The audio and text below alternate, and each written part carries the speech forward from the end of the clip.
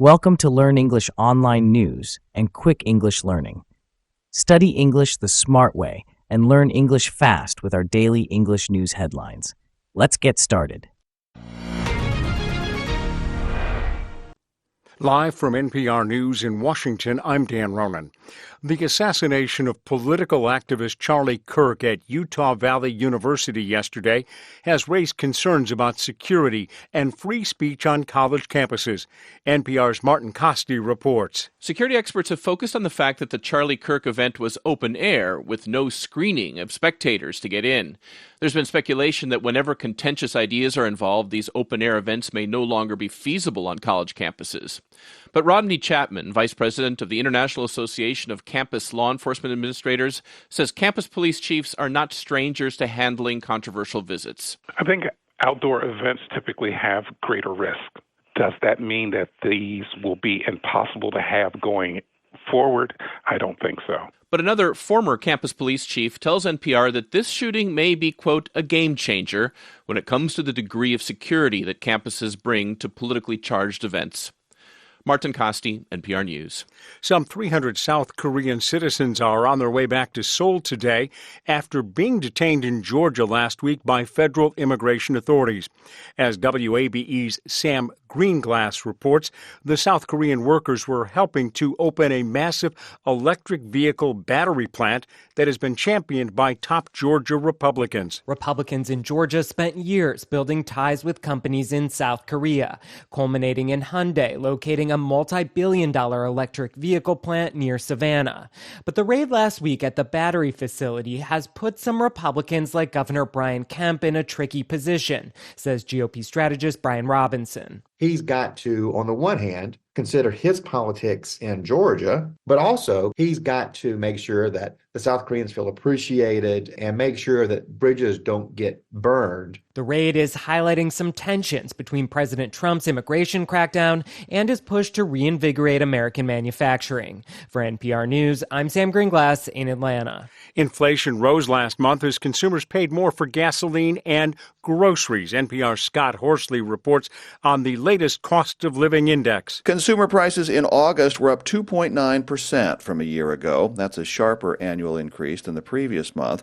Prices rose 0.4% between July and August, fueled by rising costs for rent, groceries, and gasoline. Americans also paid more last month for clothing, airfares, and new and used cars. August was the month when President Trump imposed higher tariffs on many U.S. trading partners, which may have contributed to higher prices for imported goods like coffee. A federal appeals court has ruled most of those import taxes are illegal, but they remain in effect pending a review by the U.S. Supreme Court. The High Court said this week it would hear arguments in the tariff case in early November. Scott Horsley, NPR News, Washington. And this is NPR News. In an opinion piece in the Washington Post, Health Secretary Robert F. Kennedy Jr. and Education Secretary Linda McMahon argue against school-based mental health screenings.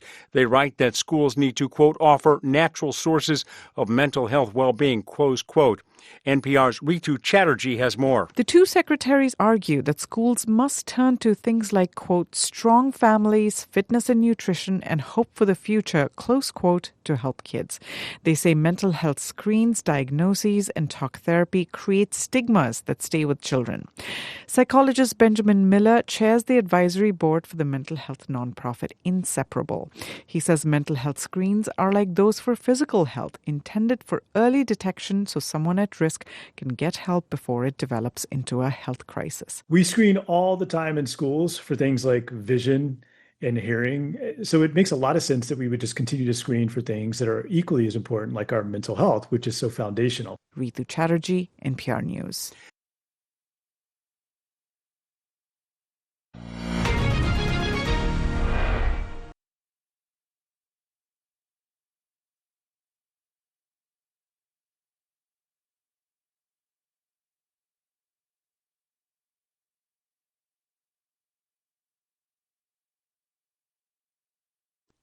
Live from NPR News in Washington, I'm Dan Ronan. The assassination of political activist Charlie Kirk at Utah Valley University yesterday has raised concerns about security and free speech on college campuses. NPR's Martin Costi reports. Security experts have focused on the fact that the Charlie Kirk event was open air with no screening of spectators to get in. There's been speculation that whenever contentious ideas are involved, these open-air events may no longer be feasible on college campuses. But Rodney Chapman, vice president of the International Association of Campus Law Enforcement Administrators, says campus police chiefs are not strangers to handling controversial visits. I think outdoor events typically have greater risk. Does that mean that these will be impossible to have going forward? I don't think so. But another former campus police chief tells NPR that this shooting may be, quote, a game changer when it comes to the degree of security that campuses bring to politically charged events.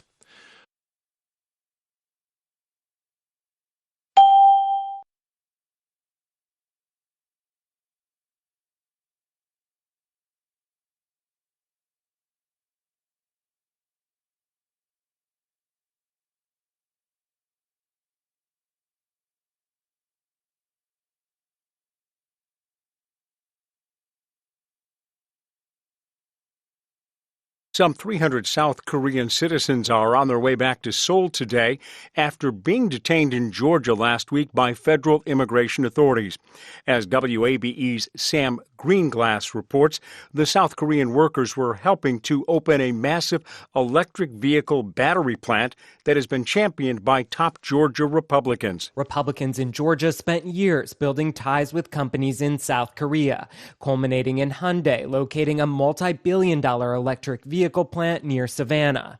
But the raid last week at the battery facility has put some Republicans like Governor Brian Kemp in a tricky position, says GOP strategist Brian Robinson. He's got to, on the one hand, consider his politics in Georgia, but also he's got to make sure that the South Koreans feel appreciated and make sure that bridges don't get burned. The raid is highlighting some tensions between President Trump's immigration crackdown and his push to reinvigorate American manufacturing.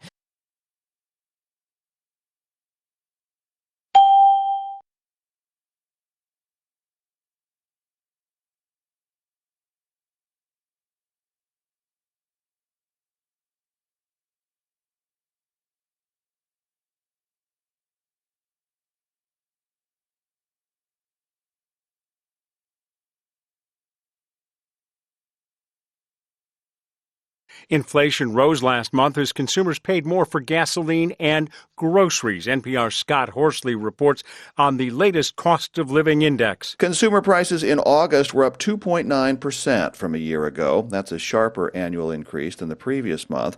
Prices rose 0.4% between July and August, fueled by rising costs for rent, groceries, and gasoline. Americans also paid more last month for clothing, airfares, and new and used cars. August was the month when President Trump imposed higher tariffs on many U.S. trading partners, which may have contributed to higher prices for imported goods like coffee.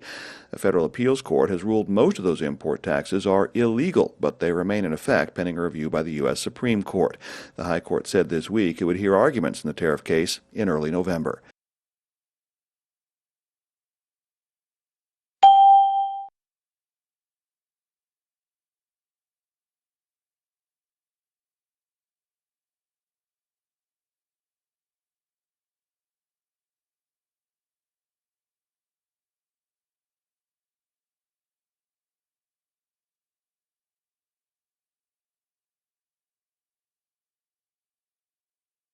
In an opinion piece in the Washington Post, Health Secretary Robert F. Kennedy Jr.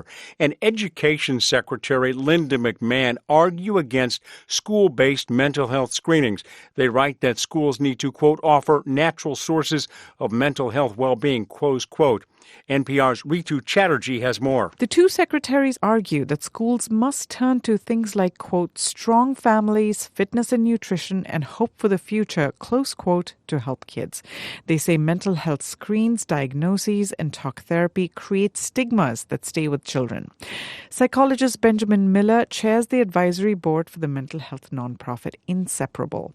He says mental health screens are like those for physical health, intended for early detection so someone at at risk can get help before it develops into a health crisis. We screen all the time in schools for things like vision and hearing. So it makes a lot of sense that we would just continue to screen for things that are equally as important, like our mental health, which is so foundational.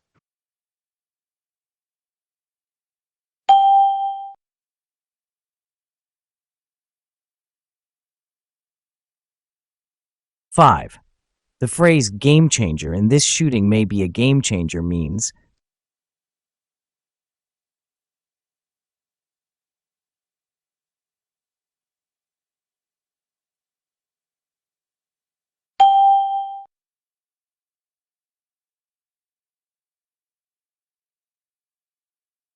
6. To reinvigorate manufacturing means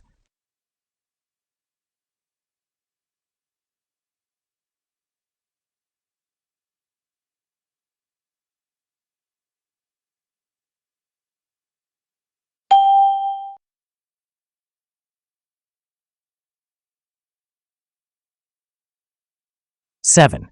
The idiom burn bridges, as used in make sure not to burn bridges with the South Koreans, means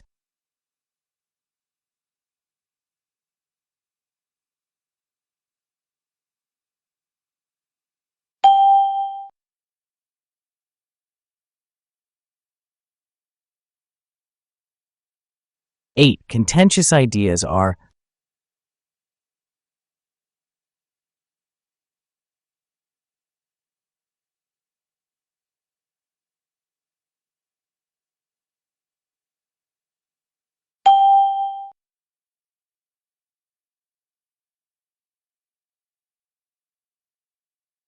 9. Spectators are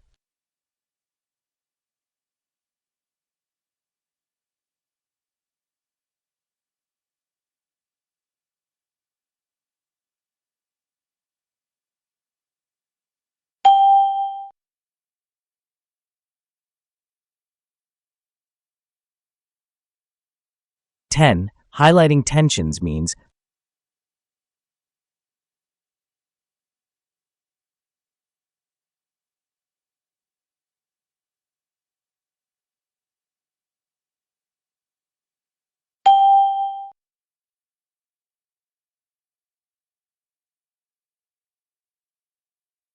11. Detection is closest to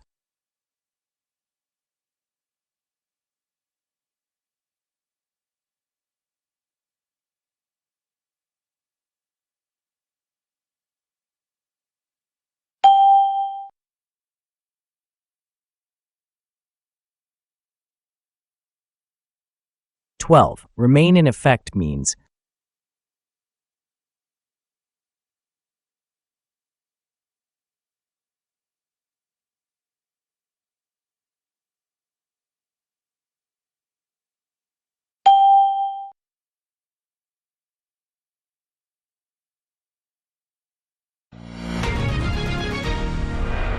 'Should schools do mental health checks or focus more on family and sports?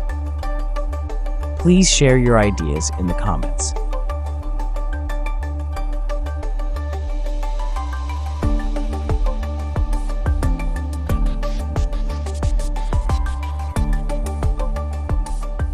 "13. Security experts have blank on the lack of screening at the event.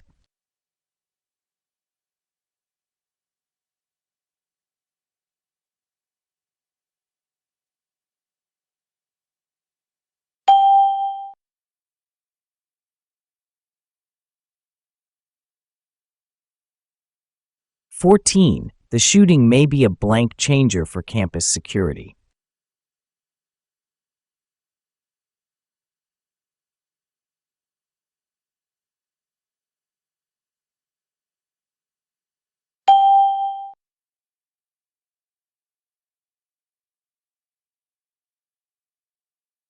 "15. Republicans spent years blank ties with South Korea.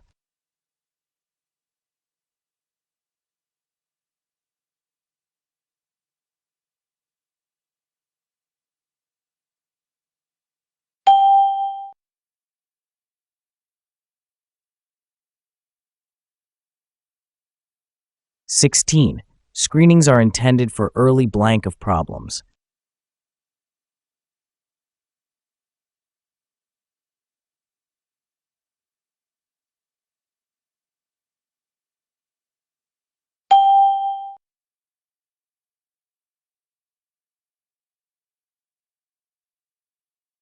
17. There's speculation blank the future of open-air events.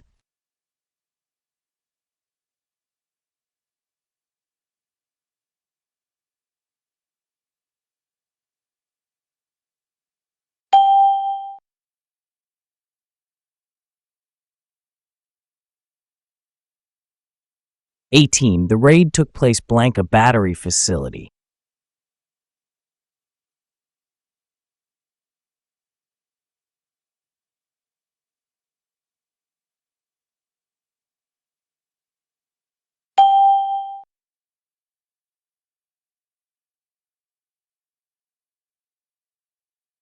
19. Consumer prices rose blank 2.9%.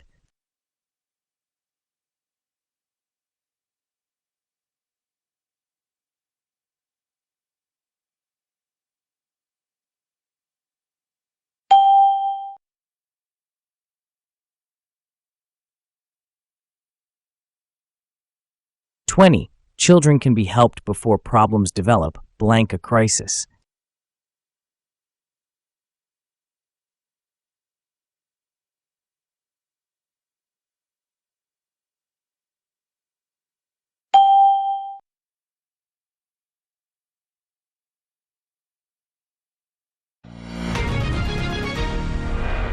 'Thanks for watching Learn English Online News and Quick English Learning. Keep watching our daily English news for easy English learning. Don't forget to subscribe, like, and comment.